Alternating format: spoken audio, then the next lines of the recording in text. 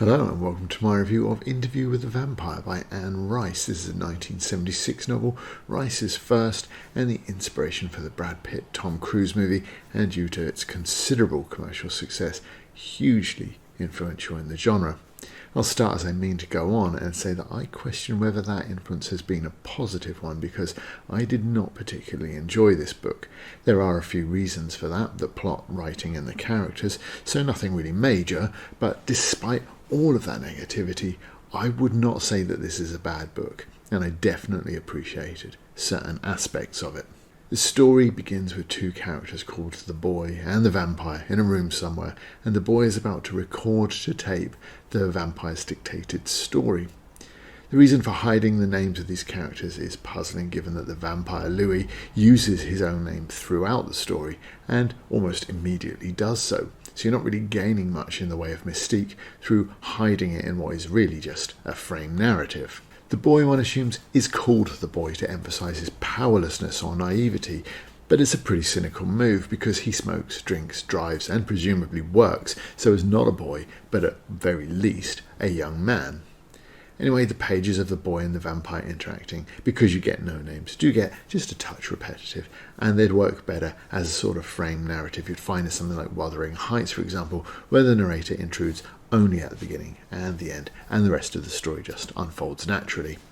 But because this is Louis telling his story, we get a lot of punctuation, and his story is told in a very disjointed way, frequently stopping the action for an unnecessary aside with the boy. My frustration with those parts is actually in some ways a positive, because it shows that I was involved in Louis' story enough. I just wanted him to get on with it. Louis tells his interviewer that he was a wealthy landowner in the American South. His brother, a religious and troubled figure, killed himself, and shortly afterwards he was visited by Lestat, a vampire who wanted his property and money. He brings with him an old man, referred to as his father, who is dying, and Lestat wants him to die in luxury. However, the slaves on their land are superstitious, and the pair's odd behaviour draws their attention. In the end, they're forced to flee to New Orleans. Settled in the city, the two begin to fall out. Lestat is out of touch with modernity, but drawn to excess and contemptuous of humanity. Louis, on the other hand, tries to exist on the blood of animals and preserve some of his own, at least fleeting, humanity. Lestat holds sway over Louis, saying that he has knowledge that Louis will need, but his actions and general ignorance make Louis question that. In order to keep him under control, Lestat turns Claudia into a vampire. Claudia is a young girl, 5 or 6, and initially seems an amalgam of the two men, hunting freely with Lestat while otherwise sharing time and interests in learning with Louis. Tiring of Lestat's controlling and bullying behaviour, Claudia decides to kill him and presents him with a gift of 2 boys to drink, but she has drugged them, and Lestat shrivels up to a dried husk which they dump in the river. And this section of the book, aside from the minor frustrations of the narrative's stop-start nature, is really good. With Claudia and Louis now free to explore the vampires of Eastern Europe for the answers they seek, it is also a natural endpoint for the story overall, aside from the fact that ending there would make the interview part of the story rather unnecessary, and this edition, at about 140 pages long, would also become then a very short book. But the pages are generally walls of text, and unlike what is more typical with modern books, there are very few breaks for any reason and no real chapters. So I doubt anybody would go away feeling shortchanged if it did end here.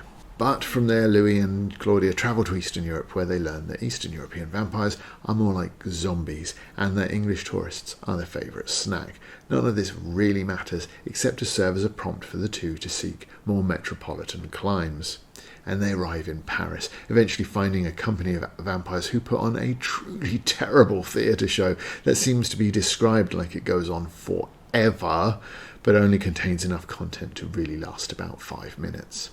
And that was the closest that I came to DNFing this book. From there, Louis decides that he loves Armand, the leader of the troupe, who also loves Louis, but this being 1976, it's all a lot of nothing. The rest of the group dislike Louis, and Claudia gets the feeling that Armand would like her dead so that he can have Louis all to himself. The pace of this section is not quick enough to outrun a glacier. In order to protect herself, Claudia asks Louis to create a vampire mum to watch over her, which he does, though it is against his preference. But then, egged on by the returning Lestat, the vampire posers from the theatre decide to kill Claudia and her new mum. Louis, without ever behaving like there's any urgency, returns to the theatre and burns it down, with the vampires, minus Armand of course, inside. He and his unromantic romantic partner travel a little and visit some art galleries, and then Armand learns that Louis is thoroughly depressed. And he probably kills himself, although the writing leaves things ambiguous enough for a sequel. Louis visits a thoroughly depressed Lestat in New Orleans, and then the action cuts back to the interview with the boy. The boy is thoroughly depressed by the story and decides that he wants to be a vampire, and presumably do things a bit better. Louis, thoroughly depressed by this, leaves or sits in the sun. Things are ambiguous enough for a sequel. And the boy plays back the tape to learn where Lestat might be and rushes off to be a vampire. It is the boy's rushing off that serves as the payoff for the framed narrative, but that just makes it feel like Rice didn't really know how to or want to end Louis' story, so wrote this to be the book's ending. It would have worked just as well as a frame, beginning and end and no more, and again makes the innumerable interruptions of the narrative a little frustrating. The relationship between Louis and Armand isn't particularly interesting. As mentioned, nothing in the second half of the book really is. But Rice should go all in and have a relationship or not, because the lack of anything other than Louis saying how much he wants to exist with Armand, there's no real spark between them. It's very much a vampire relationship of the brooding and moping kind, and this may well be because of 1970s attitudes making homosexuality less of a commercial appeal than it is in 2023. But it doesn't make for a very exciting read. Not awful, just a bit dull, though I will admit that Rice's one-paced prose and the disjointed nature of the two halves of the story had left me wanting the book to end well before it did. The plot just didn't do it for me, but the writing didn't either.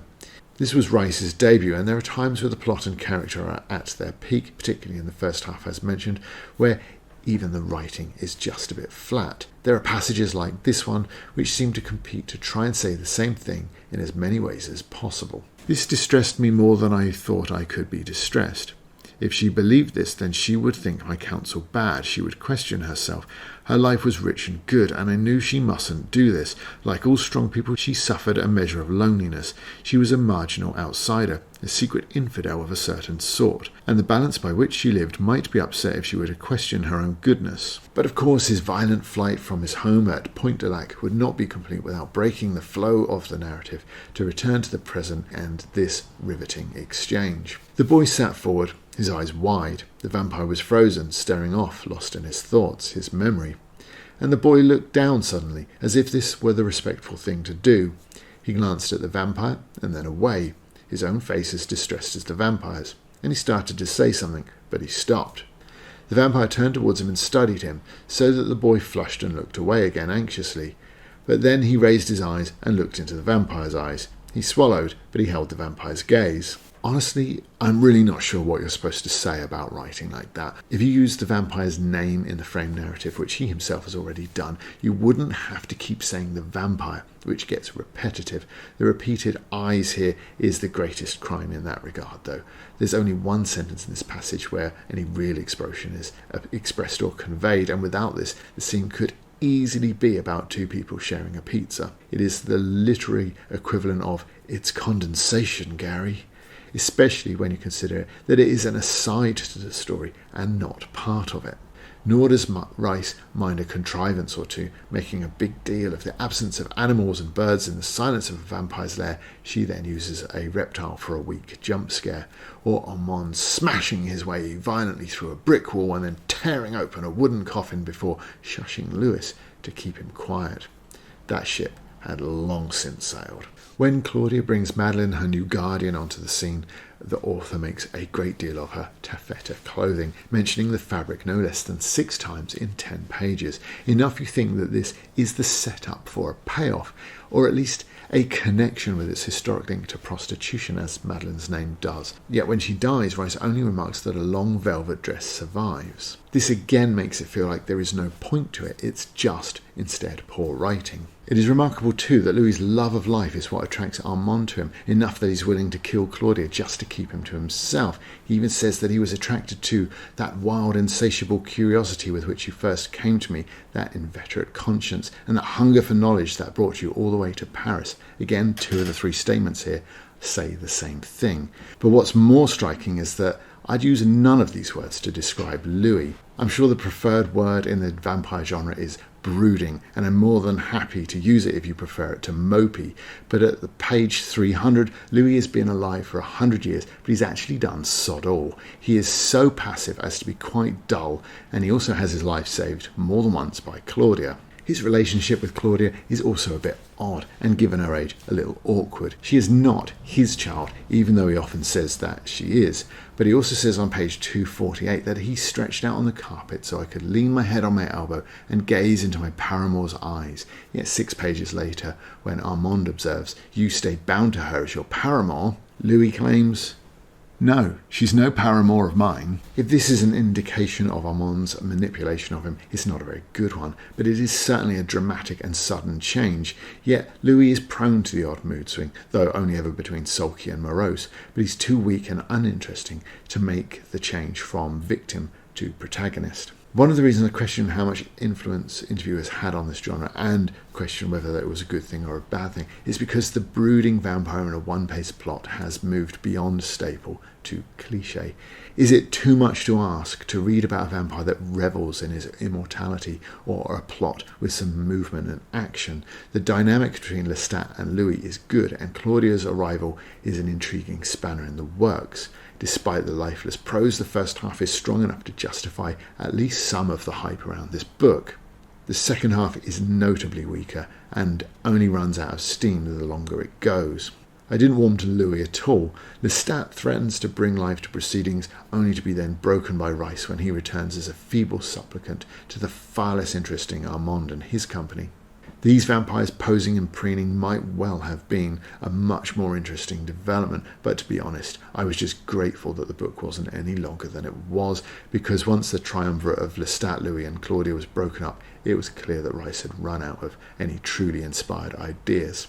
I'd give the first half of the book a 4, the second perhaps a 2, but for the overall rating I'll split the difference. For a more lively take on the genre, I'll point you in the direction of John Steakley's Vampires. Thanks for watching. If you enjoyed this, liking and subscribing is the way to show that. And my books, the sci-fi comedy Professor Lovecraft, are available on Amazon too.